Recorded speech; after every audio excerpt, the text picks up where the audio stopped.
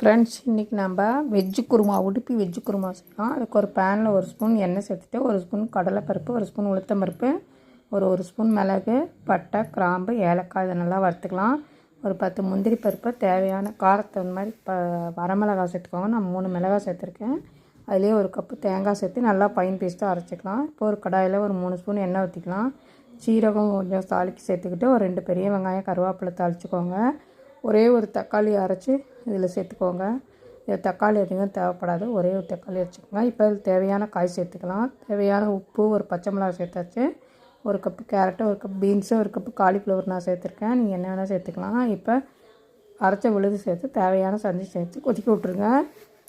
பாருங்கள், இப்போ நல்லா கொதிச்சிருச்சுன்னா சூப்பரான உடுப்பி வெஜ்ஜு குருமா ரெடி ஆயிரும். சப்பாத்தி, இட்லி, தோசை எல்லாத்துக்குமே நல்லாயிருக்கும்.